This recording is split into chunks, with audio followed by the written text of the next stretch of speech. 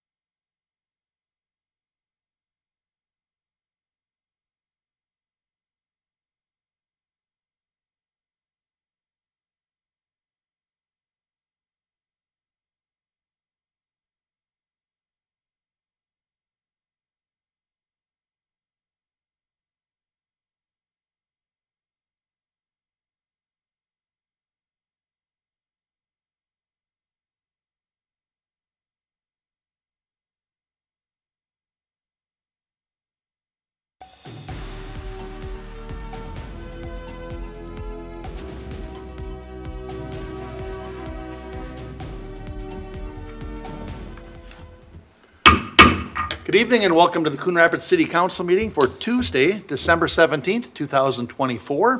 If you would please join us and rise for the pledge. I pledge allegiance to the flag of the United States of America and to the republic for which it stands, one nation under God, indivisible, with liberty and justice for all. Please call the roll. Councilmember Kraskowiak. Here. Councilmember Rayrauer. Here. Councilmember Novak. Here. Councilmember Geisler. Here. Councilmember Armstrong. Here. Councilmember Carlson. Here. Mayor Cook. Here. All right, well, why don't we adopt this evening's agenda? Mr. Mayor, Councilmember Geisler. I'll make a motion to adopt the agenda with one modification, that we will move number 2 from the consent agenda into proclamations and presentations. Second. Motion and a second to approve the agenda with that one change. Is there any discussion? Hearing none, all in favor signify by saying aye. Aye. Opposed? And that motion carries, which means the very first thing on our agenda is to adopt a resolution 24-108 accepting a grant from the St. Paul Area Association of Realtors. Ms. Ring, do you want to start at the ambo or what do you want to do? Oh, well, you can, I didn't know if you wanted to introduce it first, or you want to just come up first? Can you come up? Absolutely. I'll meet you right up front.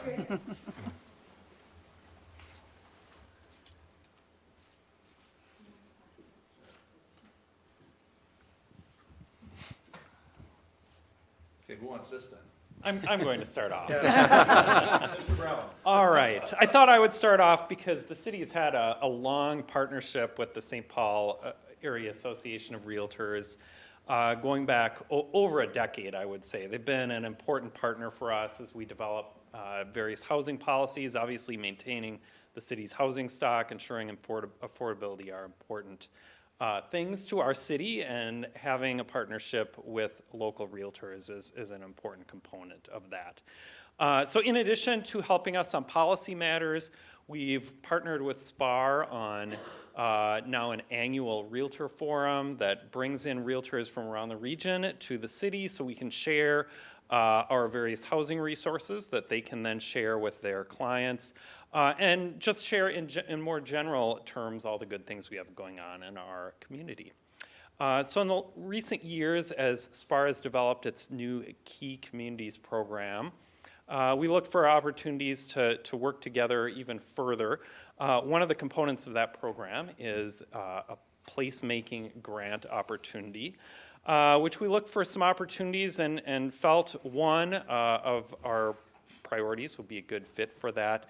That is some banners and other placemaking components along the Coon Rapids Boulevard corridor, which has been an important corridor to us. So we worked with them to apply for their grant as well as a National Association of Realtors grant to fund some new banners along Coon Rapids Boulevard. Yes, that's right. Thank you, Matt. I don't know if Steve has the visual, but if we can remind everyone that there's a pedestrian bridge that is actually starting construction down in the Port Riverwalk area. And within that corridor, we're actually going to use the funds. Wonderful. There is the bridge, so it's actually going to connect the Coon Creek Regional Trail. And if you can picture this down by the new Central Homes development, Lilliput, Coon Rapids Boulevard, and Zilla Street. So it will connect across. People can bike and they can walk. But we're actually going to use the grant funding for the mechanical pieces that are attached to the lamp posts.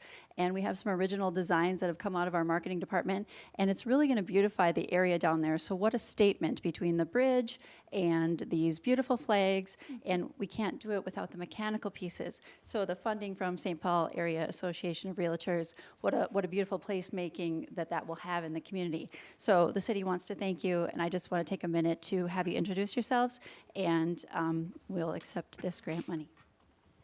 Great, thank you so much. We appreciate the opportunity to work together and collaborate to make our cities better. We cover a 12-county area in the Twin Cities, and so on behalf of our nearly 8,000 members. We appreciate and look forward to that continued collaboration. I'm Amy Peterson. I'm the 2024 SPAR president. We have our CEO, Gabe Walsh, here with us, and one of our government affairs directors, Becky Weckscheid, who has also been working very closely in terms of putting those details together. So we thank them, and again, thank you for the opportunity to work together. So with that, Mayor, we turn it over to the council. This has been a long time coming. How many years ago did we start trying to find a key project? Like 4 years ago? Yeah, I was like, okay, forget it. Well, and then all of a sudden I went, hey, they got one. That's beautiful. So we're very appreciative of this, and we're going to adopt the ordinance accepting this, but we're not going to get any big cardboard checks tonight or anything, right? Okay, all right. I'm always wondering what we got for props, you know. Yeah. All right, very good. This is actually a really good time. Sidebar. The pedestrian bridge is a regional trail connection, right, Councilmember Carlson? Absolutely. We get hammered on social media. Why didn't they put it by the high school? It's like, no, it's not just a walking, it's not just a crosswalk. It's actually part of our regional trail system, and that we have spent so much time, money, energy redeveloping that whole area down there. All the new features along Coon Rapids Boulevard, reconstructed new lights, these are going to be an awesome addition to that. So it's really going to be nice. Okay, what else? Have we done? All right, well, Thank you. thank you very much. Well, I'll start with Amy then, I guess. Gabe, it's nice meeting you tonight. Becky, good seeing you again. Nothing to say tonight? Don't you be a Mike, you don't want to hear me sing some Christmas carols. We'll do that. Oh. Thank you very much for everything. Thank you. Thank you.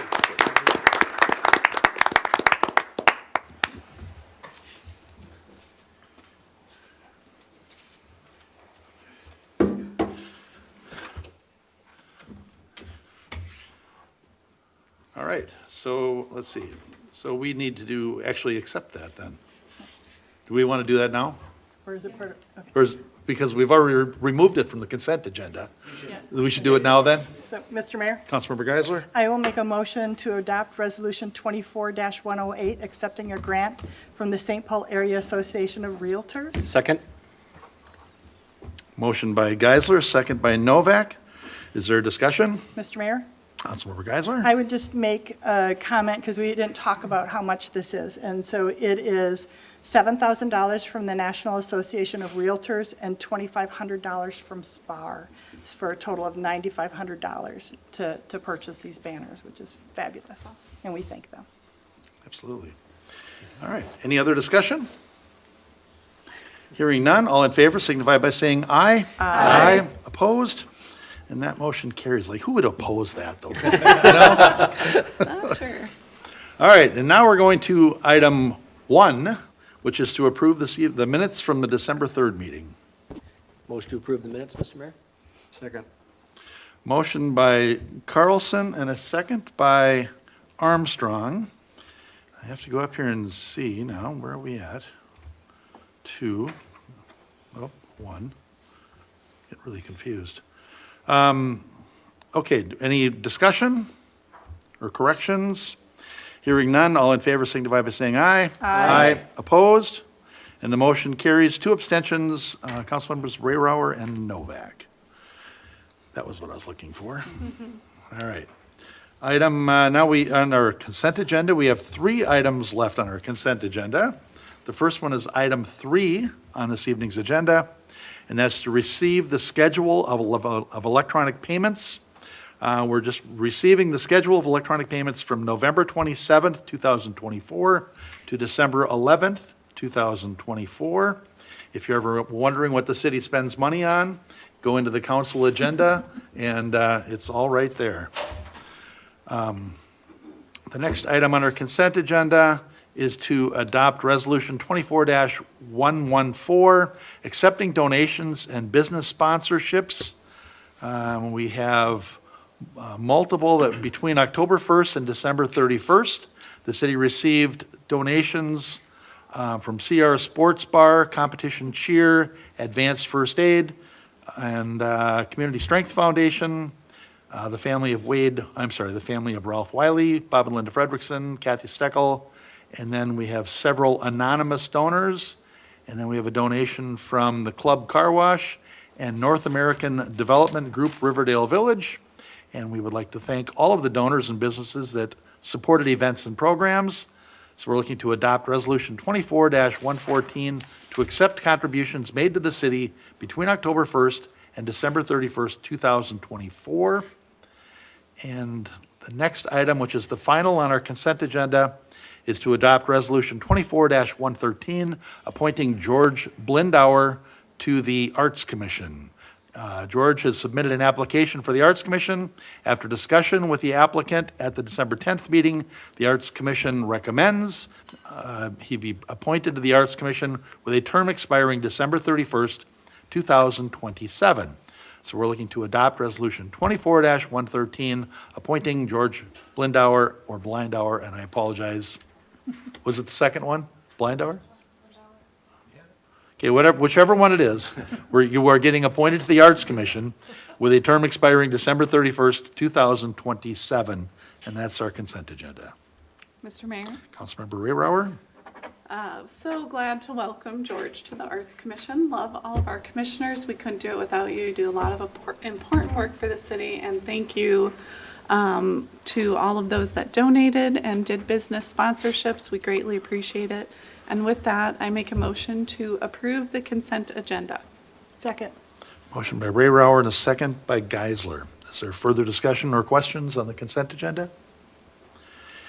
Hearing none, all in favor signify by saying aye. Aye. Aye. Opposed? And that is adopted. Item 6 is to hold a currency exchange license public hearing and consider license renewal for Your Exchange. Ms. Lensmeyer, is anything you want me to go over, or you want me to just read the discussion here?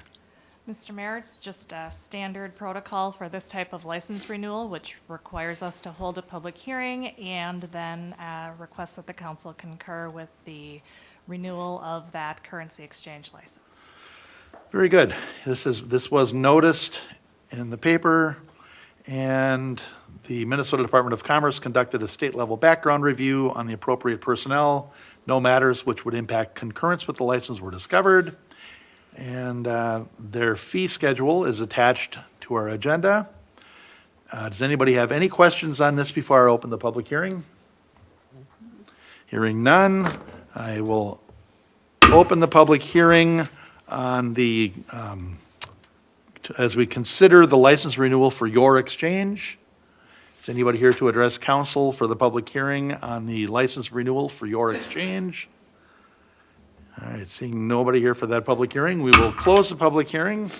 Mr. Mayor, Councilmember Geisler? I will make a motion to concur with the Minnesota Department of Commerce renewal of the 2025 currency exchange license for Your Exchange, 3070 Coon Rapids Boulevard. Second. Motion by Geisler and a second by Rayrauer. Is there discussion on this? Hearing none, all in favor signify by saying aye. Aye. Opposed? And that motion carries. We're up to item 7, consider adoption of ordinance 2320, authorizing the sale of real estate, 83XX Mississippi Boulevard. Does anybody have any questions of Mr. Brown? This was introduced at the last meeting. All right. This is just a sliver of city-owned property that there's nothing that we have any use for, and it's not big enough to be built on. And so we are just selling it to a willing neighbor who would like to purchase it. So, Mr. Mayor, Councilmember Geisler. I'll make a motion to adopt ordinance 2320, authorizing conveyance of the property at 83XX Mississippi Boulevard to Travis and Mallory Dykma, and approve, motion to approve the purchase agreement, motion to authorize the mayor and city manager to execute a deed, and motion authorizing staff to execute other closing documents as necessary to effectuate the closing. Second. Wow. We had a motion by Geisler, and I'm going to give it to Novak because it was just close. Motion by, and so do we have any further discussion on this, or any discussion on this? Mr. Mayor, Councilmember Novak? I just think that it makes sense to do this. The lot is technically very large at .35 acres, but it's only 50 feet wide. Not a whole lot you can do with this, and so let the people who want it have it at a fair price. All right, any other discussion? Hearing none, all in favor signify by saying aye. Aye. Opposed? And that motion carries.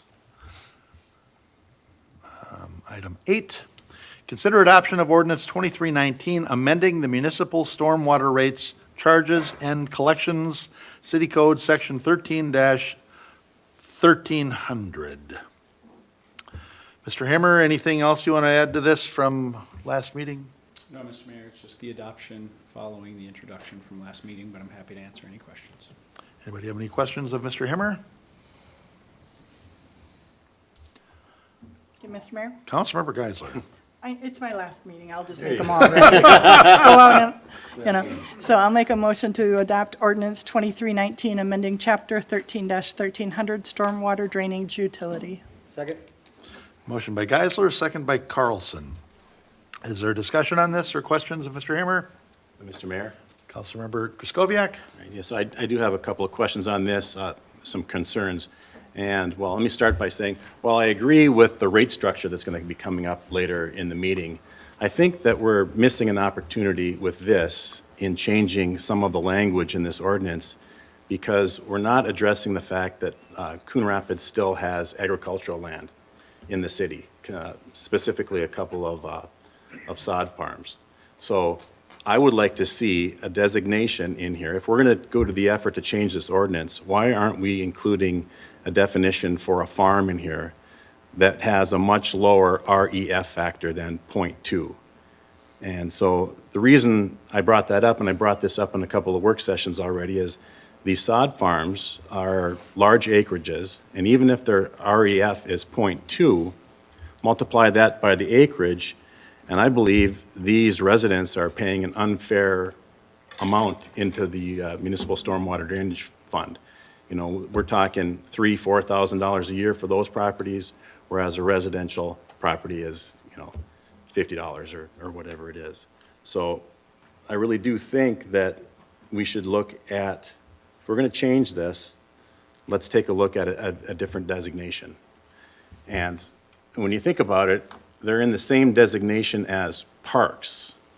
And parks are basically a public entity, and the expenses associated with that are shared amongst the entire city of 60,000 people or so, whereas these sod farms are small businesses, and it's a very, in my opinion, an unfair burden on those landowners. And I'd like to have a discussion as to why aren't we making that designation? Mr. Mayor? Councilmember Novak? If we want to walk down that road, I'd like to know certain things like, for example, in a sod farm, how much fertilizer is used? What other chemicals are used there? What type of substances are going off in that runoff water that are going to require cleanup as opposed to a public park, which basically is just sits there? Well, a public park puts fertilizer on their lawn too, just like a sod farm does. And I'm not an expert on any of that, but I do know this. The sod farms, like wetlands, they absorb a ton of our rainwater. That is not all going into our storm drains, like what's coming off the cities, what's coming off parking lots, what's coming off, schools and cemetery driveways and things like that. I really think that we need to take a look at it. In addition, these sod farms they've been good stewards of the land. They've been, good partners in our community. We've got easements with them, with the county, with the city. They help us with our goose management plan. I just think there should be a designation for farm or agricultural. Mr. Mayor? Councilmember Geisler? I can appreciate what Councilmember Kraskowiak is talking about, but we did have a big discussion at a work session a couple of weeks ago. And as we were having all of those different conversations, when we were looking at, would it make sense to have this designation, where we would need to then kind of split off, well, what was the housing side of land and what was there? And if we looked at how would we create the REF for that land comparative to our neighbors and how that it ended up looking that if we made those changes, they were going to be paying more. And so I thought it was our consensus generally that while having an agricultural designation may make sense, it would result in these people paying more for how it would have to get architected into the system. And thus, it was better for them, for us to not put that agricultural designation into play. So to me, if people really want to dig into it again, it would take a long time, but I don't see rehashing that same conversation that we had a couple of weeks ago makes any sense. Well, Councilmember Geiser, if I might, we did talk about that, but what we didn't talk about is adding a separate designation for farms that has a residential equivalency factor smaller than 0.2. We could make a separate designation for these farms with a REF of 0.05. You multiply that times their acreage, and they're still, even at that rate, paying their fair share into the municipal water fund. I mean, a municipal drain system, storm drain system in the city is a shared resources. It's just that these farms are paying it's not a fair, they're paying an inordinate amount into the fund. Mr. Mayor? Councilmember Novak? Councilmember Kraskowiak, I am going to push back a little bit on that one. Fine. Public parks aren't designed to grow their grass so that it can be cut up off of the land and sold. Yes, they might be putting out some kind of chemical, they might be putting out some kind of fertilizer to keep the grass healthy, but again, that land is being cultivated for the specific use of cutting off grass, cutting off topsoil, and we don't know if the REF factor there is greater or less than that 0.2. You can't say with any certainty that the effect of that farming is actually going to be greater or less than, and I'd like those numbers. I don't disagree that we might want to have a farming category, and I think I told you that evening at the workshop, but without having those numbers, we just can't say in a blanket statement that they're paying too much. Well, I appreciate that, and since you're disagreeing with me, I guess I have to push back a little bit on that too, because we're not experts in this. And we don't have the scientific data on it. And, I mean, and therefore, we're putting them into a category that it's never made sense, and I still don't think it makes sense. It's different than a park. Parks are manicuring that land. There's trails and there's other things happening in a park. And, you know, again, it's mostly, if you look at those sod farms after it rains, the water sits on the sod farm and soaks into the ground. It does exactly what storm drains have to do. They're doing that into the ground. It's not running off into the system. Okay, so, hey, I'm sorry, just a second here. So, just to explain this, REF is a residential equivalent factor. Yeah, That means the ratio of the average volume of runoff generated by 1 acre of a given land use to the average amount of runoff generated by 1 acre of typical single-family land use during a standard rainfall event. Councilmember Kraskowiak, I actually tend to agree with you, because I think, plus our parks often have parking lots, and they often have impervious playgrounds and basketball courts or whatever. Would you be open to another workshop on this, this specific conversation? I don't think, we're not gonna come to terms on it tonight. No. But would you support this if we agree to discuss it again after the first of the year? I think we're missing an opportunity to add that designation, and I know that we can, change our ordinances and, amend our ordinances all the time, and it really won't make that big a difference to these sod farms at this time. But I can't support this change without addressing that glaring issue that we have. Okay. But I'm just, I'm one, I'm 1 of 7, right? So, Well, I tend to agree with you, and I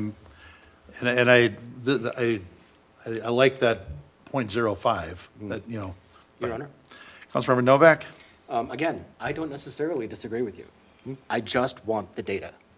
I want to know if we're going to put this work in, I want to know that what we're agreeing on is factual, not just a number plucked out of thin air. Mr. Mayor, Councilmember Rayrower? I have a question for you and then also a comment on it in general. When you were saying that, is it, are you saying that you would table this, or are you saying we could pass this and still have Oh, no, I another was work suggesting session? that we pass this, but then And we. then talk But then again. Okay. we Okay. look at making an amendment to it. Okay. Because I don't think we're going to have 4 people tonight that are going to want to go to the .05. Okay. no, You know, I think we're going to, I don't know how many we have. But we have a motion and a second on, right now for this. And then, Mr. Mayor, Councilmember Rayrower. the comment I would have is, as of right now, I would agree with Councilmember Geisler and Novak that we should move forward with it as is, because we haven't been presented evidence to support changing it. As of right now, it would be considered agricultural, which again would be worse for them. So I think what the mayor has suggested makes sense to do. I'm trying to remember if we saw the scientific data on any of these numbers, though. keep in mind with the rate change that's going to happen on this, it's going to be putting these numbers up into the, you know, Yeah. $5,000, $6,000 range We for did these farms. see other city comparables and so on. None with farms. Okay, we have a motion and a second. Is there further discussion on this? Mr. Mayor, Councilmember Carlson? I also just wanted to point out too that, yeah, this land doesn't have parking lots and all the runoff areas that we would have in our parks and such like, so I think we do need to look at it a little bit differently. So where do you want to go with it? Do you want to do something tonight or later? I think it would be great to table it, Oh, but if not, we'll just go to a vote, and where we go is where we go. Councilmember Geisler? Before any consideration of a tabling, I would want to ask staff on, is there, because of having to set rates for next year, do we have kind of a timing that we need to get something done? Or could we wait, or the next council wait to do action in January or February without impacting things? To me, when we're setting the rates, we kind of have to take action now and then amend or do something later if we want to versus not having something done, but. Mr. Stemwell? Sure, Mayor and Council, keep in mind, part of this is related to a long-term look at what the infrastructure needs of the community are related to stormwater, and there's a lot of things going on there.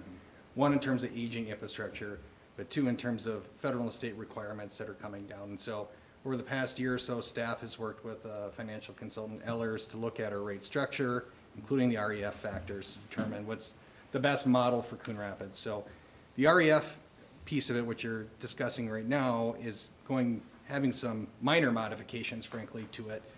And it's set up in a way where it sort of provides some base level assumptions about what a property is across the city. It's a real simple and effective way to apply that formula across properties in our city to generate a number. Ultimately, what we need, as this is an enterprise fund, so it's supposed to be self-sufficient, we need enough revenue over the course of the next 10 to 20 years to pay for those capital projects. So how that gets distributed across those types of property, is where that REF factor and formula come in. So you could look at splitting hairs, I guess, a little bit on some of those REF factors. In the end, you're looking at what's that number, and it's all relative to that base assumption, which is that residential, single-family home, essentially. And so 0.2 of that single-family home, it already does take into account the intensity of use on that property. And yes, there are unique parts of each property. It's not a perfect tool in that sense. So we rate schools the same way, or we're proposing to rate schools the same way. Well, there might be a little more impervious on one school compared to a different school. But it's an effective way to apply it evenly across all of the community. Our ordinance currently does and would continue to allow for, if there's some really abnormal or unique property that's got extra stormwater management, stormwater ponding, something different about it, the council can make exceptions to the stormwater rate. So we should, put that through the public process. We should have council consider the reasons why they're doing that. But, Mr. Stemwell? yeah, I don't think you've answered her question. though. I was getting there eventually. I had a lot of thoughts going through my mind. We'd like to get done sometime tonight, so. So, in terms of the time, okay, yes, there's a long-term view. In terms of the timing, I mean, ultimately, you could pass the rate changes without passing the REF, and until such a time that those REF factors are changed, we would have to apply whatever the proposed rate structure is on the current REF. So if you table this and maybe don't get to it, or decide not to do anything about it, now, if you pass the rates and don't pass the REF factors and you want to talk about that, we could come back in January, February, and if we were pretty quick about it, we could implement something prior to the next billing cycle, which we had anticipated to do. Which one would that be? May 1st. So the timing of that would be, we'd have to go through, depends on how much we change it, might have to reintroduce it, notice it, that sort of thing. So we'd have to be fairly quick about it, but I think it's possible to do that if necessary. Okay, so let me just ask though, because, so right now, we're not proposing to change the REF for the sod fields. Like, we're modifying almost all of these, but we're not actually proposing to change that Yeah, one. Right, So if we pass this, we're not changing anything on that. correct. Yeah, good point. Yeah, that one isn't changing. Okay. I can almost kind of go either way on this then, because if we don't pass this tonight, it's still going to remain the same for them. For sod farm. I was thinking more globally about we are making some changes. Yeah, no, right, and I appreciate that. But, Mr. Mayor? Councilmember Just Griscoviac? a point of clarification on this. If we leave this alone and pass this as is, it does affect the stormwater utility fees for all of those other categories, because we kind of looked at modeling the changes that we're making into that fee structure, so some areas don't see spikes in the new fee. Isn't that right? Didn't we kind of modify those in some ways to address that? I think that was part of your question. Mr. Mayor, I can maybe Mr. clarify Hammer? or confuse even more. Residential was shifted out. There is no residential equivalency. That is a residential, that's what it is. Every other rate is consistent with what Councilmember Griscoviac said, is changing, with the exception of open space. So while if you didn't do anything, it doesn't change the open space designation or the fee for those people, but it would hold all the other fees for everybody else. If you do pass it, it changes for everybody else but that open space. So for the example you're using of agriculture or open space, whether you pass this or not, it doesn't change anything for them with regard to their fees. Yeah, that's fair. And Mr. Mayor? Councilmember Geisler? The point that I would make you to, that with that conversation, one of the other reasons where at the work session that we said it didn't make sense was that we're talking one or two properties really within the city, and there is that exception, there is that appeal, that is that way to say, wait a minute, this doesn't quite fit for me, and that those residents have that opportunity to have that kind of a conversation. And so for me, it makes sense to move forward with the water plan, the stormwater plan that we've been working with our financial advisors on, to move this in place and look at that one-off for those couple of properties.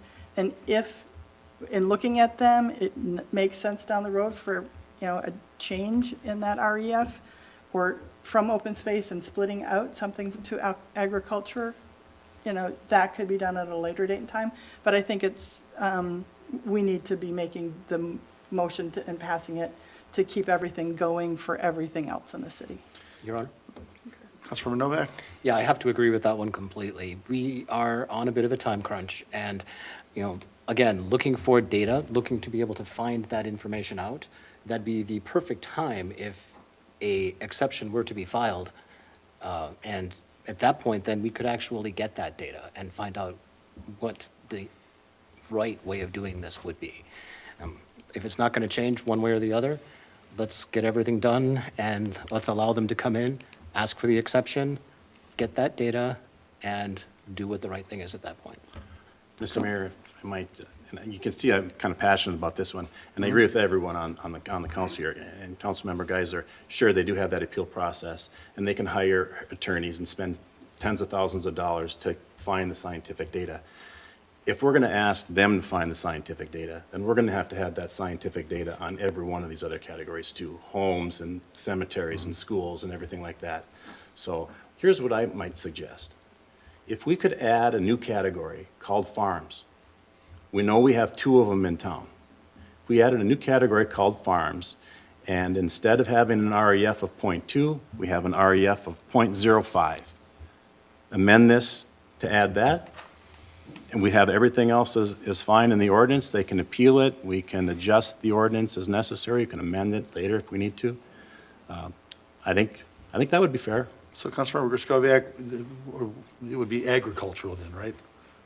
Farm seems a little fuzzy, but agriculture seems more specific. Mr. Mayor, Councilmember Ray Rower? I would suggest actually making it sod farms, because anything agricultural other than this is going to be more intensive.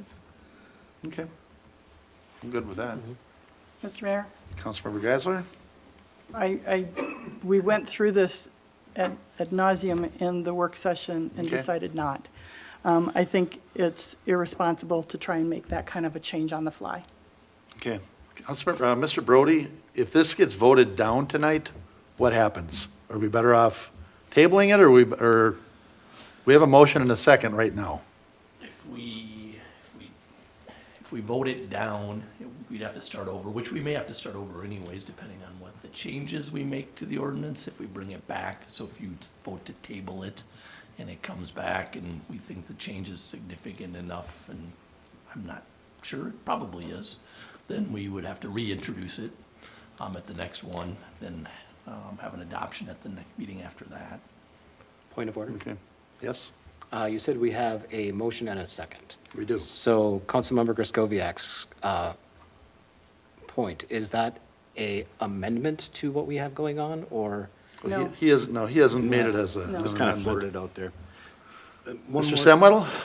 Yeah, I mean, I'm I sorry, guess I'm sorry, Brad. my suggestion might be if council was willing to approve it and then direct staff to bring back a separate Yeah. modification to the ordinance to consider that, or we could work session that in January and then introduce it after that. Frankly, that would be cleaner from my perspective, because then we'd sort of have the other components of the REF changes, we'd have the rate changes. It would just be these, really, we're talking about 2 properties then, so that's not going to affect much in terms of planning for billing and those True. other things Okay. on Okay. the road. So, you know, if that might be a friendly amendment to the process where you would consider approval, direct staff to further research the idea of a sod farm designation, bring it back to a work session, and then we could take it from there. Councilmember Griscoviac, you okay with that? So, I would be okay with that. Well, I'm not asking about an amendment to the motion. Oh. No, I'm just, Okay. because we don't need to amend the motion. need to amend. You know, we just need to, you know, if you're okay with that, we'll just, I would like to see that happen, let me put it that way. The way it's written right now, I think we're missing the mark. There should be an agricultural in here with a lower REF. I don't see agricultural in the land use category. Did I miss that? no, I think that's under designated open space or, yeah, and Mr. Mayor, I just Yeah. was going to clarify, you know, because I'm happy to amend the motion to add that statement to say that, you know, in addition to that adoption of the ordinance, to direct staff to look at an agricultural designation and the REF factor, and to work that with staff, Okay. or Yeah. with council in 2025. Mr. Mayor, I'd concur with that.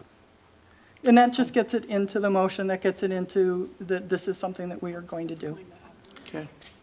Ms. Lensmeyer, do you have that? I do, thank you. Okay.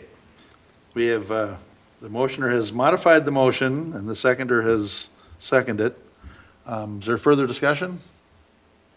Hearing none, all in favor signify by saying aye. Aye. Opposed? No. That motion, we just can't make you happy. I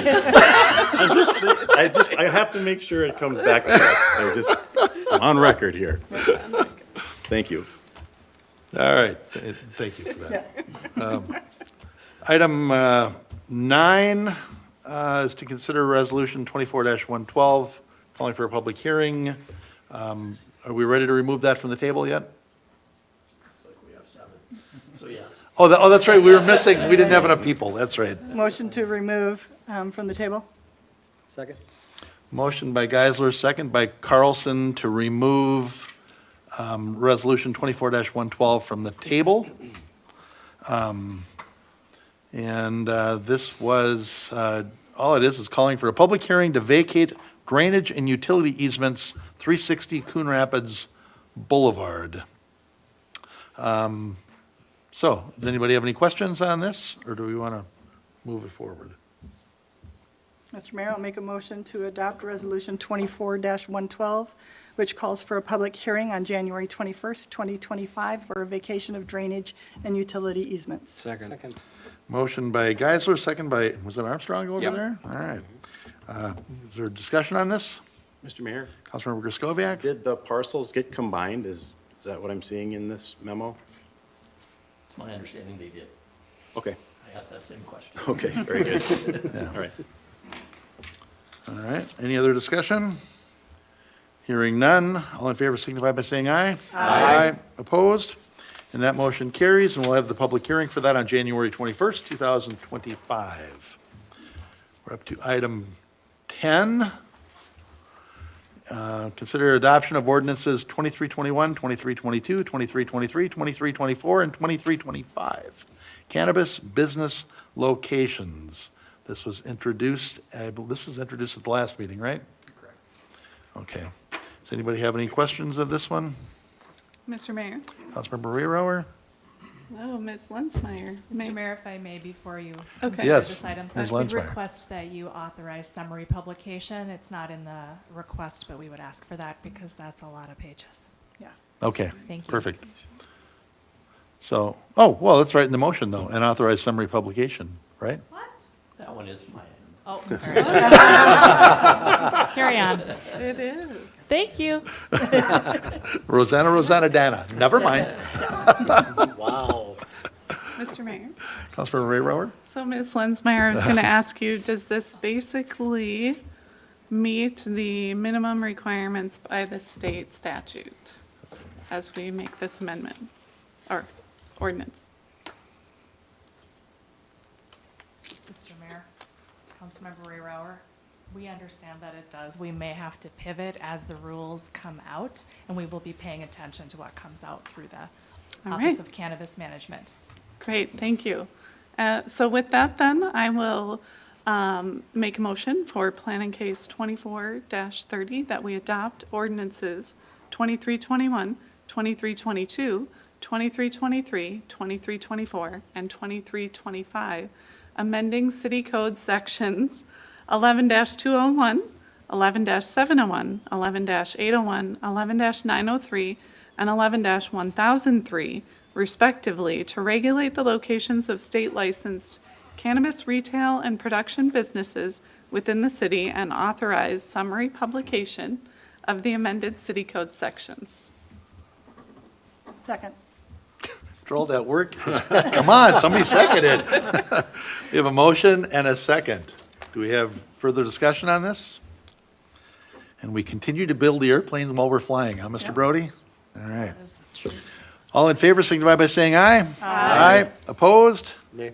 And the motion carries, one nay. Councilmember Novak. Item 11 is to consider adoption of ordinance 2326, adding chapter 5-3100, regulating cannabis businesses. And is this the one that you want summary publication? Okay. All right, and again, this was an introduction at the last meeting, so does anybody have any questions? Mr. Mayor? Councilmember Geisler? I'm sorry, if I could just point out one thing, we did clarify this particular ordinance a little bit just to make it, we believed it, the location, distance restrictions and advertising limitations applied to all businesses, but we wanted to make sure that that was clear, and then it didn't apply to all cannabis businesses, not just those licensed retail businesses. So we made that slight clarification. We don't think it changes the intent, and it wasn't substantive, so we're not asking to reintroduce it, but I did want to at least point that out. All right, very good. Councilmember Geisler? Yep. So make a motion to adopt ordinance 2326, adding chapter 5-3100, regulating cannabis businesses and authorizing summary publication. Second? Motion by Geisler, second by Carlson. Is there a discussion on this? Hearing none, all in favor signify by saying aye. Aye. Opposed? And that motion carries. Item 12 is to consider resolutions 24-110, approving the year-end budget appropriations and amendments. Ms. Hanson? Thank you, Mr. Mayor.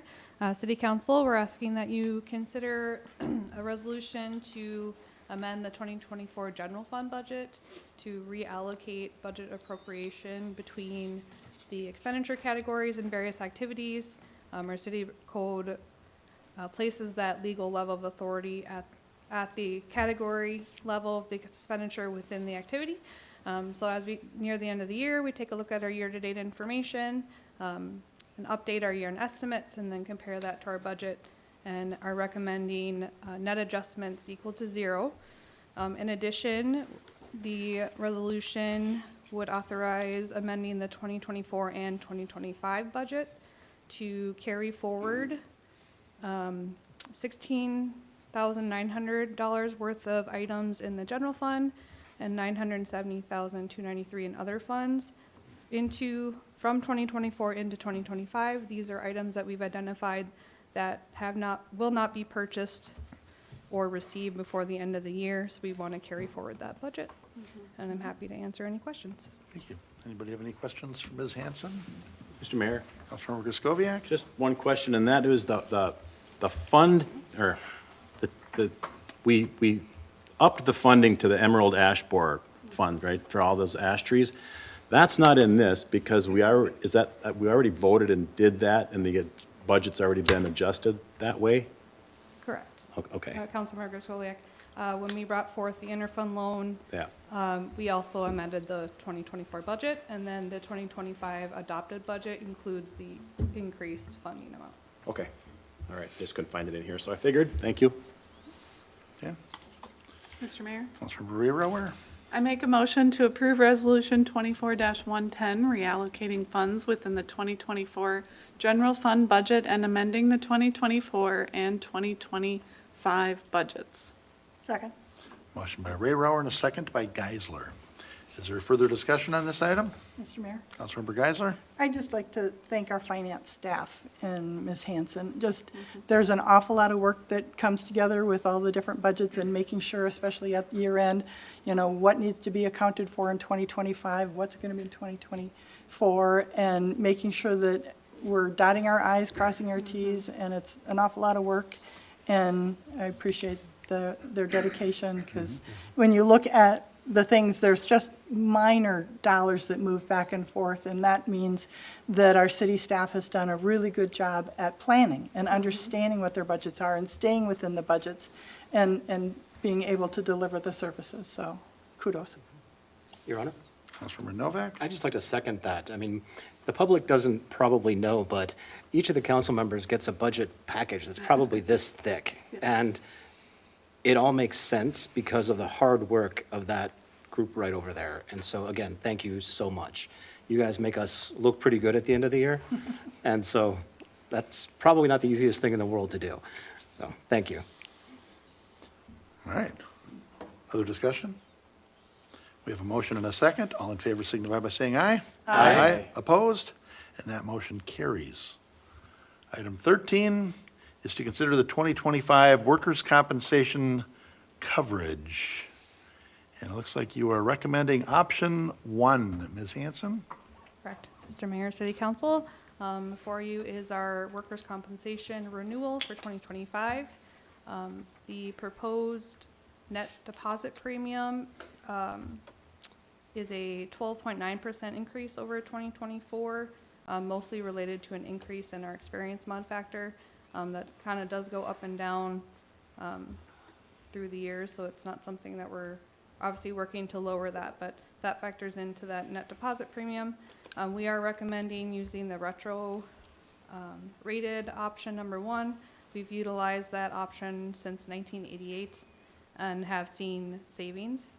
So in the last 7 years, we've saved approximately $500,000 in premiums versus just paying the standard. So we're recommending that we elect that option again.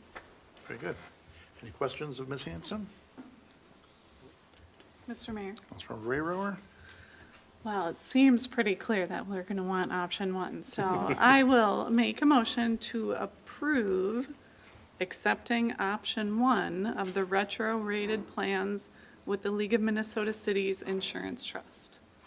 Second. Motion by Rayrower and a second by Griscoviac.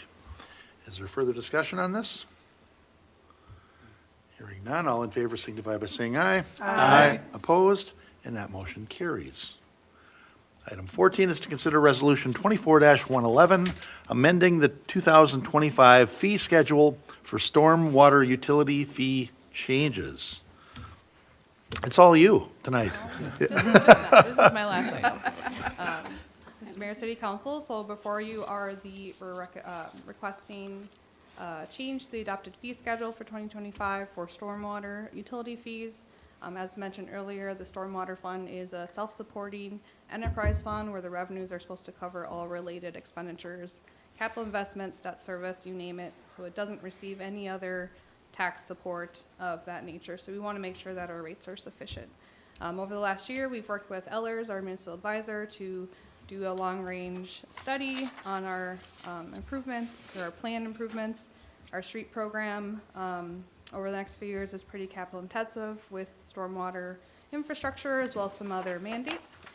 So before you are the recommended changes. The first item we've already covered in the change of the city code as far as the REF. We are recommending an increase to the base stormwater drainage rate. So that's the main rate that the non-residential are calculated off of. So that's the equivalent of one acre. So we're recommending that increases from $36.90 per acre to $55.44 per acre. And then the residential rates would be a 40% increase. Though that's a high percentage increase, it equates to about $5.28 per quarter. So our average residential user would see a $21.12 increase over the year. These rates, if approved, would go into effect with our May 1st, 2025 billing. All right. Anybody have any questions of Ms. Hanson? So, Mr. Mayor? Councilmember Geisler? We've spent an awful lot of time with our friends from Ellers and looked at this, and it is an enterprise fund, and we need to make sure that it can fund all of the work that needs to happen. So with that, make a motion to adopt Resolution 24-111, amending the adopted 2025 fee schedule and stormwater utility fees. Second. Motion by Geisler and a second by Griscoviac. Further discussion on this? Mr. Mayor? Councilmember Griscoviac? While we use Ellers, we don't just rubber stamp everything that comes from them. We did really look at all of this. And the big reason for the change and the reason that we need to do this is it's a fund that needs to remain solvent. And right now it wouldn't remain solvent primarily because of a lot of mandates coming down from the state for clean water and storm during Coon Creek Watershed District and others with projects that we have in the city. So this really is necessary to finance those projects and to keep our system in top shape. Thank you. Is there any other discussion? Hearing none, we all in favor signify by saying aye. Aye. Opposed? And that motion carries. Item 15 is to consider a letter of engagement for 2025 sanitary sewer lining project 25-4. Mr. Hammer? Mr. Mr. Mayor, I'm going to defer to City Engineer Mark Hanson. Mr. Hanson? Mr. Hammer, Mayor, Council, as you said, this is for a letter of engagement for our 2025 large diameter sanitary sewer lining project referred to as 25-1. So this project is going to continue where we left off on Hanson Boulevard, south of Mississippi Boulevard. We're going to line up to Mississippi Boulevard and then head west to approximately the Riverview Ditch crossing. The letter of engagement will encompass the design services and the investigations of the sewer pipe necessary for the plan preparation and the specifications, bidding administration, and construction assistance and administration. The project itself would be proposed to move forward in 2025, summer of 2025. Okay. So very similar to what we have done in past several years. Mr. Mayor, Councilmember Rayrower? I make a motion to approve a letter of engagement with SEH under its master consulting agreement in the amount of $164,010 for the 2025 sanitary sewer lining project management and authorize staff to execute such agreement. Second? Motion by Rayrower and a second by, gosh, I think it was Carlson, wasn't it? Yeah. Discussion? Mr. Hanson, and the beauty of doing the lining like this is we don't have to mess with the reconstructed Mississippi Boulevard, correct? The intersection of Hanson Boulevard and Mississippi Boulevard will likely need to be excavated in order to pick up some of the the sewer lines that we have coming from Hanson Boulevard and connecting into that intersection. Okay. But the side streets, as we go west, we would try to we would pick up that flow north of Mississippi, the manhole upstream. Okay, very good. So All right. every effort will be made to minimize excavation to Mississippi. All right, yeah, because that gets a lot of use for cars and pedestrians and bicyclists. All right, is there any other discussion? Hearing none, all in favor signify by saying aye. Aye. Opposed? And that motion carries. And item 16, what brings our Director of Golf out in the middle of the winter, is consider approval of a purchase of new golf cart fleet and golf cart GPS units from Versatile Vehicles. Mr. Anderson. Mayor, Council, thank you. I'm delighted to be here. Winter just represents the beginning of us looking forward to spring. So I'm delighted to be here, certainly asking for and recommending the purchase of a new golf cart fleet in the form of a lease to own and the lease of golf cart GPS units from Versatile Vehicles. So, golf carts at a golf course certainly are a need, and the current golf cart fleet at Bunker Hills, the batteries, would not make it probably into a month of next season. So we definitely need a new cart fleet. This fleet represents, if approved, a gigantic leap forward because they would have lithium-ion batteries. Those batteries are 300 pounds less per cart, a lot less damage to the golf course, and with how busy Bunker Hills is, and we certainly intended to keep it that way, there will be a lot less turf damage because of this. They charge faster and use up to 40% less energy, which obviously is fantastic for us. In regards to the golf cart GPS units, that's becoming more of an expectation in the golf space. These GPS units are proprietary to EasyGo. They are fantastic, especially in regards to our opportunity to pre-order concessions, to geofence the golf course, which means to protect the sensitive areas of the golf course around the greens, et cetera, and to have advertising. Imagine you have a corporate event or a charity event partnering with us that day. Your sponsor signs can be digital, and there are all kinds of enhancements in addition to that. So while GPS is becoming an expectation, we certainly plan on exceeding expectations if approved by fully utilizing that technology at Bunker Hills. To go back to the lease-to-own option, in discussing that among city staff, we do believe that is the way to go. With lithium-ion batteries, where the water-filled batteries would last up to 4 years, which is what we got out of the last fleet, we're guaranteed through warranty that the lithium-ion batteries will last 5 years and may last longer, and that's why a lease-to-own, we believe, is the best option, because we may not come back in the space in 5 years and recommend. We may get that 6th year, which would be certainly a benefit. If we don't, and we end up only getting 5 years, we believe that those carts will still have a lot of value and can be sold back, traded in, et cetera. Mr. Anderson, where do we store those in the winter? Because I thought lithium batteries couldn't freeze. Well, they won't, and that's, one of the fantastic things of Bunker Hill's facility is we have underground storage that is semi-heated. Oh. Certainly to the standard of keeping these batteries nice and safe and sound. Oh, nice. Okay, anybody have any questions of Mr. Anderson? Mr. Mayor, Councilmember Geisler? make a motion to authorize purchase of new golf carts and golf cart GPS units with versatile vehicles, easy go. Second. We have a motion by Geisler and a second by Ray Rauer. Is there further discussion? Mr. Mayor? Councilmember Griscoviac?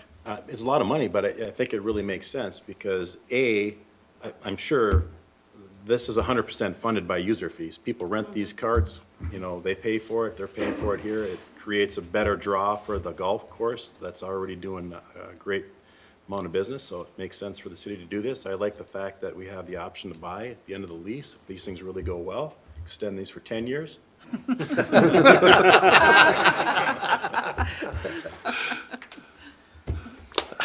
There's our fiscal conservative. Wishful thinking.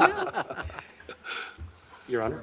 Councilmember Novak? This absolutely makes sense. Correct me if I'm wrong, but this is one of the few city-owned golf courses that actually is profitable. Well, it breaks even, right? Yeah. Yeah. It's Well, an okay. enterprise fund, so. Well, yeah, but Mr. Anderson, was it just a week and a half ago there were golfers out on the executive course yet? I thought when I left there a week ago Monday, there were golfers out there. Mayor, council, it's been a bit of a stop-start, but we like to keep that executive course open, we say all year. Every once in a while, we'll pull the pins if we have a foot of snow, but we'll put them back as soon as possible, sometimes needing a torch to get them back in the ground, frankly. We did have a couple brave souls out there, and they wanted to check that the 12th box, because they played in January all the way through December and got their December round in, so that was what was happening. Oh, nice, okay. We were glad to take their greens feed. Yeah. last week, crazy. All right. You know what, I'm sorry, we've got a motion. Who was the second on that? Was there a second? Me. It was me. Ray Rauer? Okay, all right. Okay, is there further discussion on this? Hearing none, all in favor signify by saying aye. Aye. Opposed? And that motion carries. Mr. Anderson, you going to be with us till the end of the meeting? Mayor, council, yes, I will. I'll come back to you in other business then. All right. Item 17 is to consider Resolution 24-109, approving the 2025 compensation plan for unrepresented employees. Ms. Roth. Mayor and Council, good evening. Nice to see you tonight. This resolution is being presented in compliance with City Code Section 3-301, which requires the annual presentation of a compensation plan to City Council. City staff requests that the City Council adopt resolution establishing the 2025 compensation plan for unrepresented employees. The compensation plan includes the following: a wage schedule for full-time and regular part-time employees with 24 pay grades and 9 steps within each pay grade. Each salary range minimum is approximately 75% of the range maximum. A wage schedule for variable, hourly, and part-time positions. This scale will provide for consistency across the organization for hourly employees, part-time employees, and regular full-time employees. The 2025 wage schedule for unrepresented position includes a 3.5% wage increase effective January 1, 2025. This is consistent with what we bargained and got approved with our represented folks. The detail of the min and max of the pay ranges were included in a memo. If you have any questions at this time, I'd be happy to answer them. Very good. Any questions?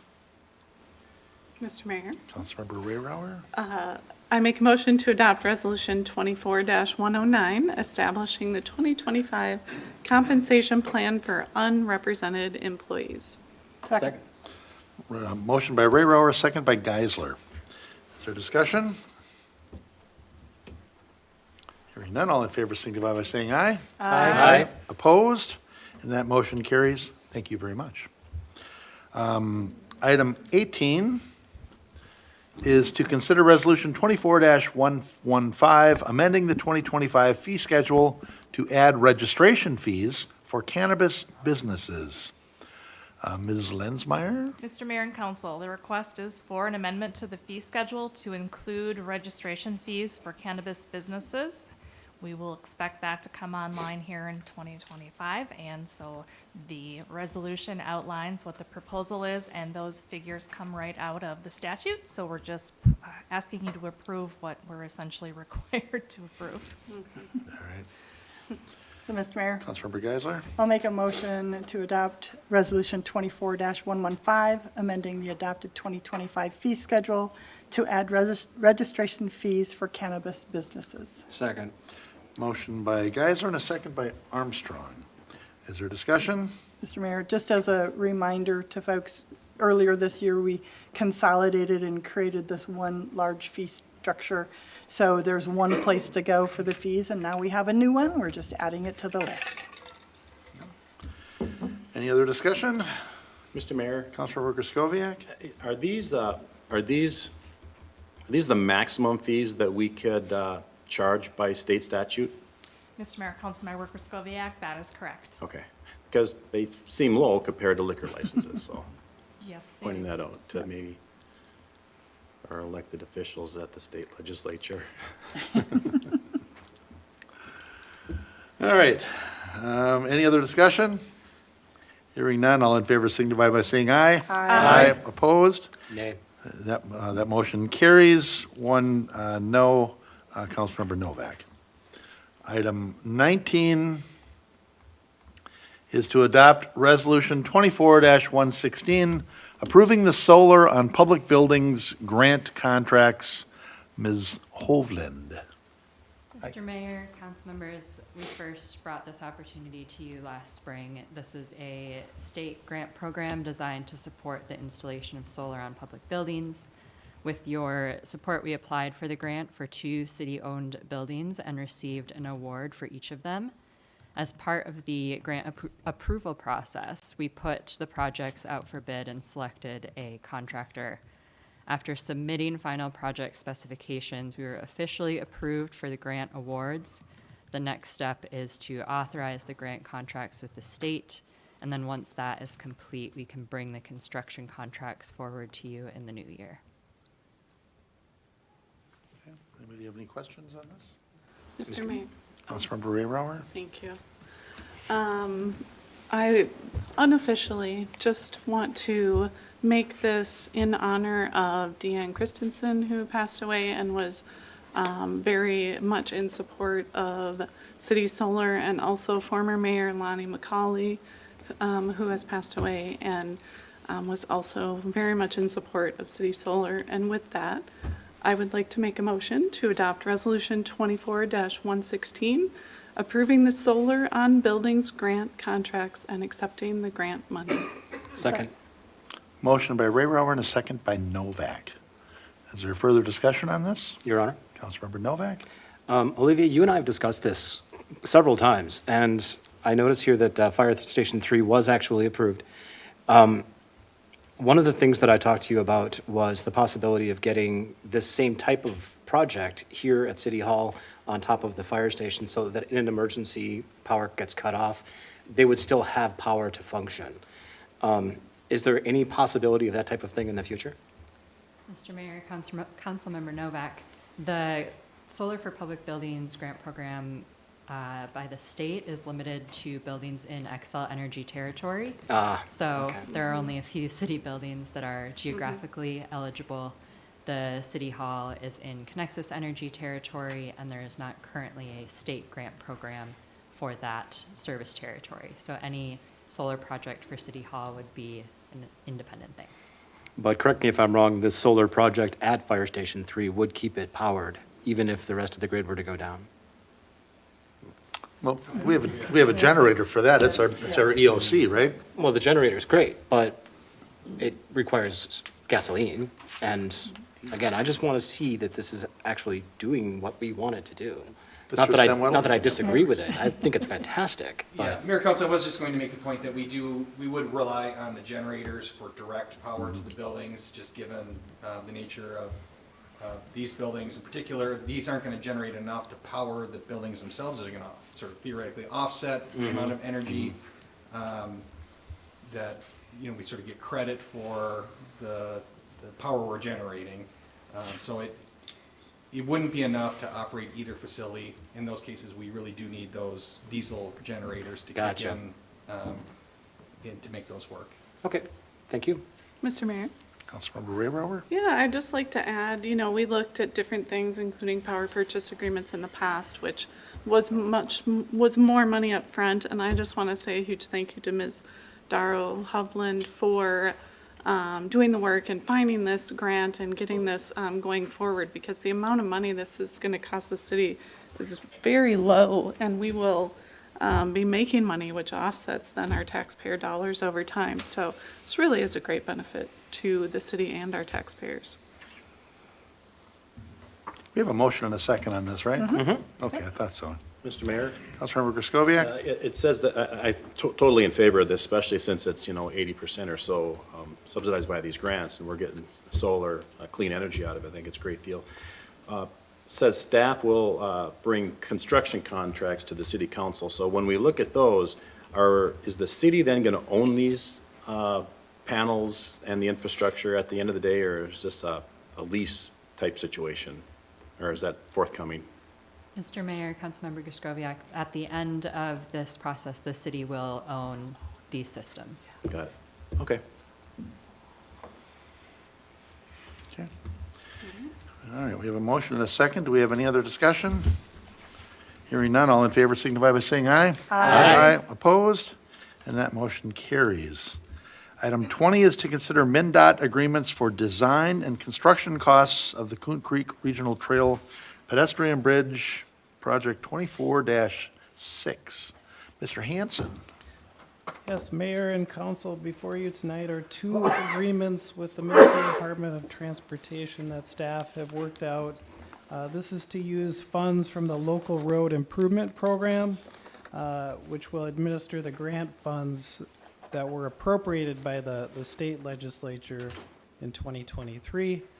So in 2023, the legislature appropriated $3.5 million in general funds for the grant for construction of the Coon Rapids, or the Coon Creek Regional Trail Pedestrian Bridge over Coon Rapids Boulevard. As you know, that project's been under construction. The project will be wrapping up here for the season on December 20th, so Friday this week, and then we'll pause for a while and come back in March. So the grant, the LRIP grant funds that we're talking about here tonight, that the agreements are before you for approval, are going to pay for the design, the construction administration, as well as a portion of the construction as well. And then federal funds are also paying for the remaining portion of construction. So with that, I'll answer any questions that the All right. council may have. Any questions from Mr. Hanson? Your Honor, Councilmember Novak? I move to approve the MnDOT Local Road Improvement Program grant agreements, the associated resolutions for the Coon Creek Regional Trail Pedestrian Bridge. Second. Motion by Novak and a second by Rayrower. Is there discussion on this?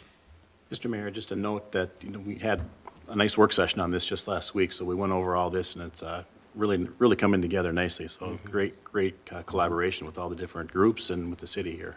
Appreciate that. All right. Any other discussion? Hearing none, all in favor signify by saying aye. Aye. Opposed? And that motion carries. Thank you, Mr. Hanson. Open mic. We are at the open mic portion of the meeting. Is anybody here to address council for open mic this evening? Yeah, there we go. Come on up to the AMBO. Open mic provides an opportunity for the public to address the city council on subjects that are not part of the regular meeting agenda. You are invited to express any concerns you may have which are relevant to the affairs, policies, or practices of the city of Coon Rapids. Remarks will be limited to 3 minutes. Please approach the podium, state your name and address. Hi there, Yes, sir. Derek Leffert, Head of Government Affairs for Gateway Fiber. Don't have an address in the city, but we're actively building and, as part of our efforts to be transparent with the city and make sure that we're continuing to stay invested in the city, we always take an opportunity to visit with elected officials, work with the staff that's doing a great job with our folks. I do have some meetings set up with some other individuals, but we basically stopped construction for the year, as you guys can imagine. In our Minnesota builds, we've put in about 2 million feet of conduit in various different spots. Here in Coon Rapids, I believe we've got about 4,000 passings this year, with an estimate that we'll probably do 5,000 to 6,000 passings next year. So it's going very, very well. We've had a lot of great support from the community, and we greatly appreciate that. I do know that there has been a few complaints, and we certainly expect that. Any kind of utility build, there's going to be some complaints. I will tell you that if there's any issues that remain unresolved, I know that there's probably some that are still out there kind of lingering because of the weather, but we promise that we'll take care of those. Those are all potential customers for us, and we certainly want to make sure that we get those resolved. So, Derek, what was the word you used? You said 4,000 something this year? passings. So passings is what we refer to, like if we go past a house or a business. Okay. That's what we use. So Passings, all right. Yeah, so that's 4,000 plus here in Coon Rapids, with an expectation of 5,000 to 6,000 next year. Okay. Yeah, I think some of the bigger problems this year has been the cleanup afterwards. Yeah.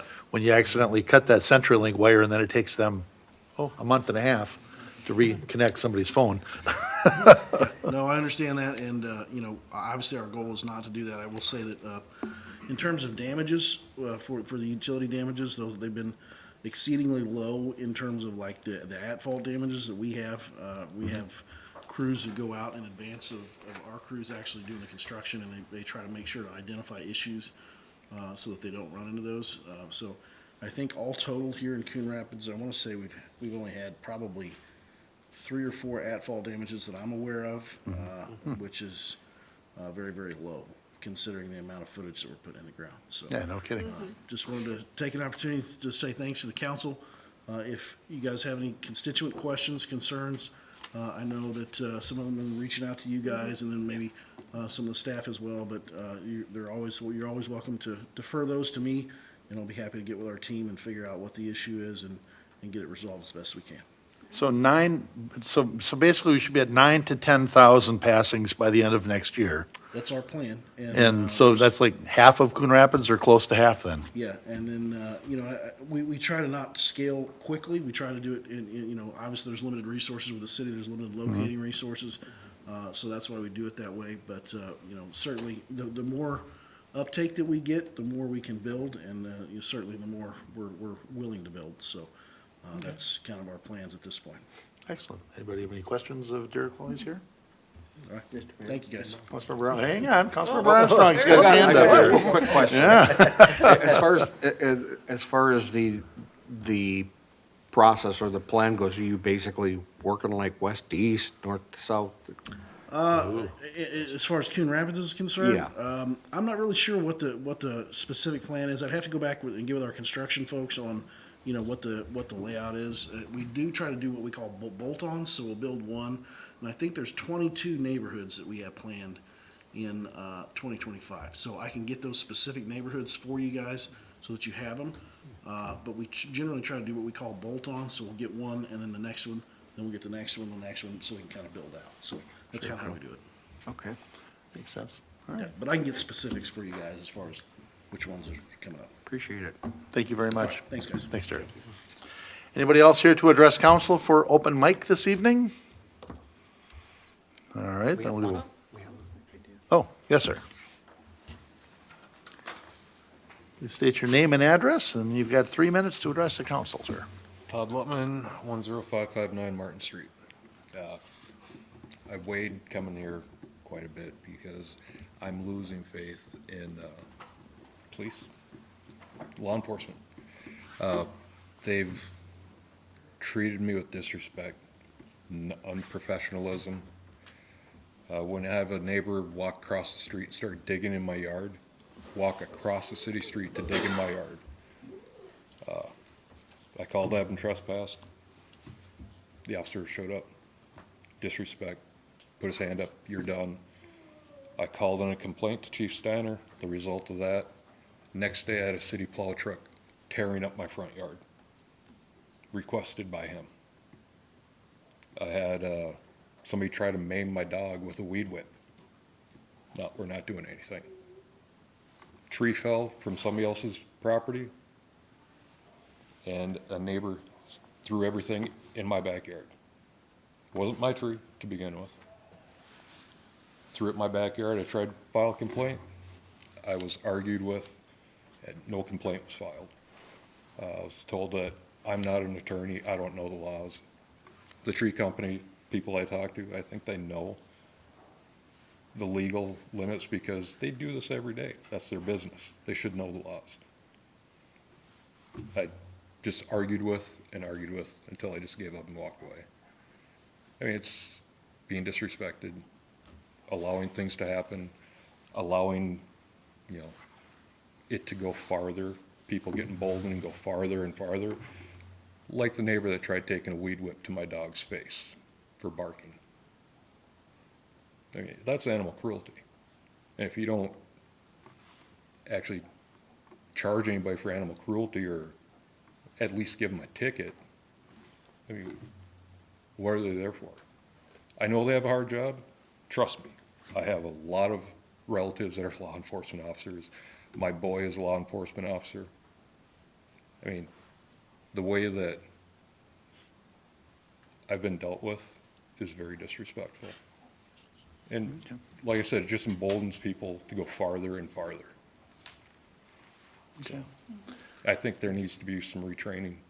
Well, staff will look at this and they'll give you a letter back and they'll let us know what's going on. All right. Thank you, sir. Thank you. Anybody else here to address council for open mic this evening? All right. We will close the open mic portion of the meeting. I don't have any reports on any previous open mics. And under other business, we have a couple council members who this is their last night. It's amazing. I thought, boy, we have a lot of people for open mic. No, I don't think so. And I would like to go on record as saying that council member-elect told me it'd be a 90-minute meeting, and he about nailed it, so. Mr. Mayor? Councilmember Ray Rower. I was just wondering, Councilmember Geisler, if you noticed, I was trying to beat you on how many motions we made tonight for our last night. It's kind of tradition, the last meeting, that you get all the motions, so, we had to share them, However, if I actually had one resident call me once, and they're like, why do you make all the motions? And it was like, well, sometimes it's just, there's dead silence, and it just easier to move things forward. So I will challenge my peers, to make sure that they're stepping up and filling that motion void, for the next year. Pay attention to that, please. The meeting gets really quiet and long when nobody makes motions. So, Mr. Mayor, I would just like to thank Mr. Stemolito for his leadership of the city, and say that I've been here 10 years, and it's just, I think the city is very well managed. And then if I look at everybody out here in the audience from the staff, fabulous staff. And I've worked with most all of you for, a good portion of that 10 years. And some of you are newer, but you've got a phenomenal team. And I appreciate everything that each one of you do for the city. And I think it's, that the city is a nice place to be. And I think we've really worked hard on making, it we're not doing things to residents, we're with residents, and it's more of a customer service and a community atmosphere within the city, and that's because of our staff and what we do, and the majority of the time that we're doing everything. So I've enjoyed my time here. I will be passing off, it'll be a familiar name to folks. I was saying Ms. Lensmeyer won't even have to get a new envelope. That's true. But, so I appreciate the time, and it's my last meeting. Amazing. Mr. Mayor? Councilmember Ray Rower. Yeah, to follow that up, I would say ditto on everything that Councilmember Geisler said. Outstanding staff, just amazing.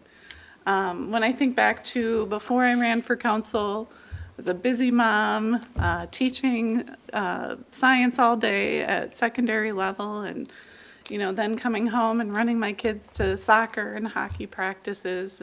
But then you know what happens? Kids grow up. And they got driver's licenses, and all of a sudden I had a lot more free time than I did before that, and wanted to get involved locally and give back to the community that I've lived in for 24 years now. So ran for city council, and I'm just so glad that I did. I've learned so much in 4 years from all of the amazing staff who do a phenomenal job running the city. You really, really do. You're the ones that do the work. We're here on the TV and we have the oversight and the final vote, but the work is done by the staff, and you really should be very proud of all of yourselves, and managed well by our city manager. And I've learned a ton from all of my fellow council members and my mayor, and just following all of, how you do things, the professional way that you run these meetings, and are just looking forward. I just appreciate all of you.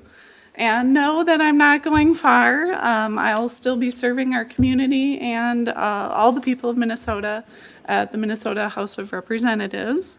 And so I'll be reaching out to all of you and as we work together on projects moving forward, such as projects we want, like the 610 interchange with East River Road. And so I just want to say a huge thank you. Thank you to all the residents of Coon Rapids. Thank you to the staff. Thank you to my council members and mayor. And huge thank you to Ward 2 for electing me to this seat. It was a huge honor. Very good. So I made this awkward because I jumped to item 21 because normally other business is last, but we still have other business to do yet. So how do you want to do this? Well, if you say, Mr. Mayor, because I always have other business, and somebody else is going to have to pick up that mantle.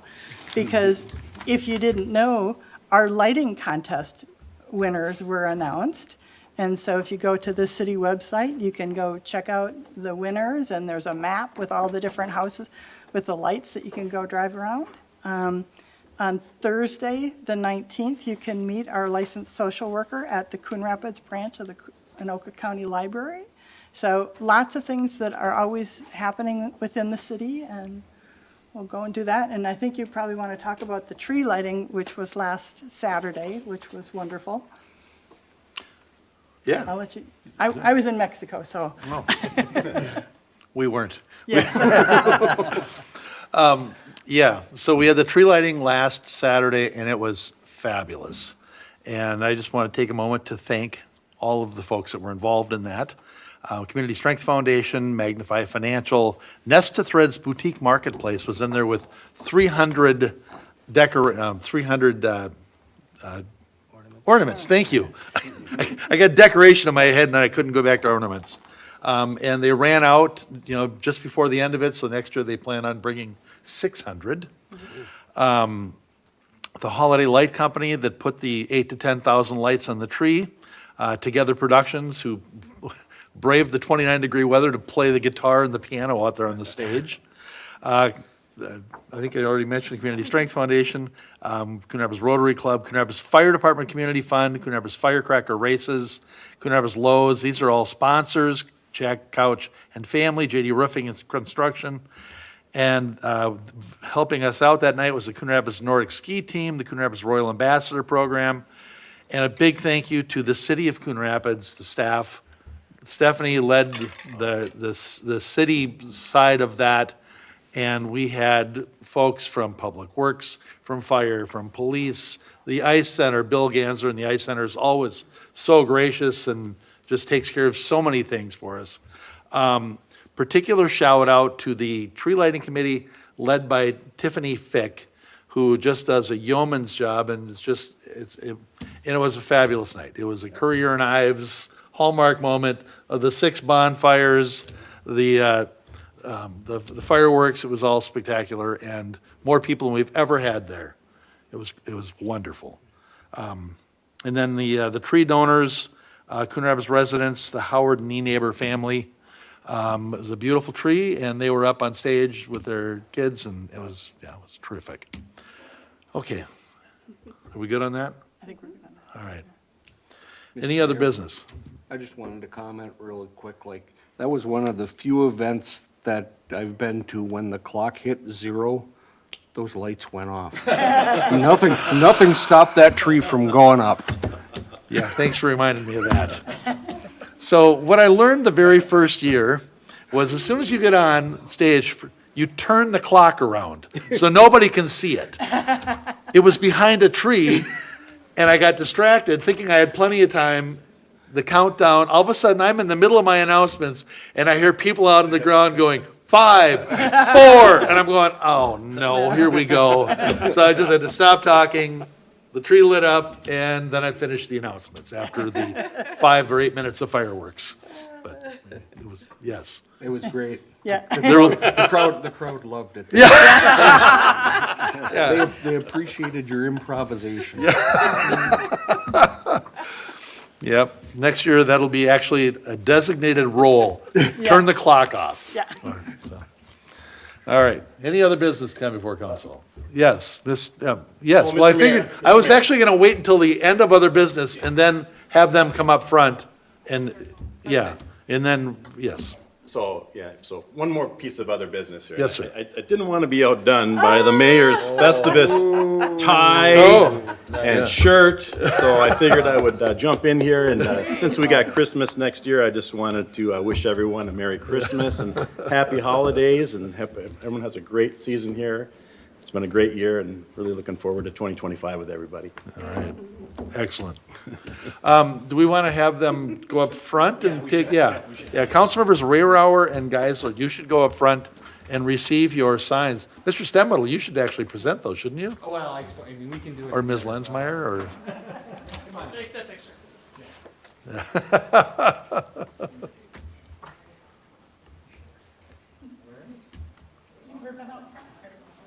Do you want the microphone?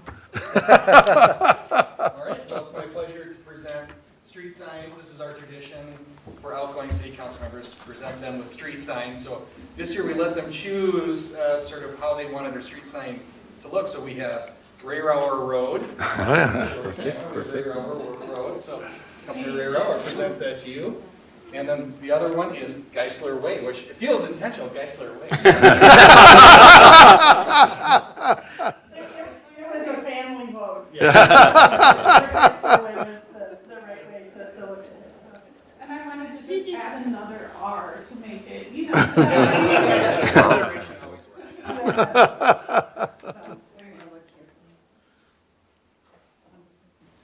On behalf of staff, thank you so much for your dedication to the city and all the work that we've done together during your respective terms, and I look forward to working with you both in other capacities in the near future. So, thank you.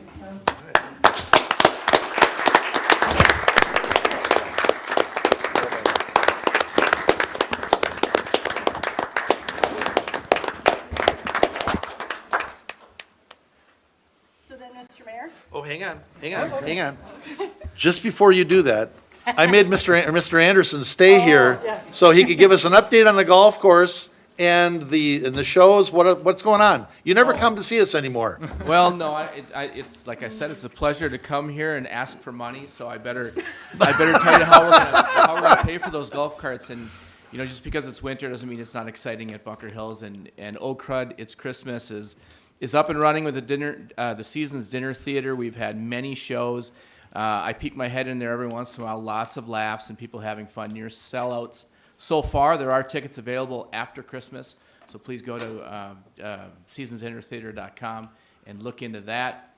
And we have a bustling golf simulator center and restaurant as well. So please come up and see us in the middle of winter here, but I can promise you spring is right around the corner. It's always around the corner there. Yes, sir. All right, thank you. Okay, now, Councilmember Geisler, I would make a motion to adjourn. Second. motion by Councilmember Geisler, second by Councilmember Rayrauer to adjourn. All in favor signify by saying aye. Aye. We are adjourned.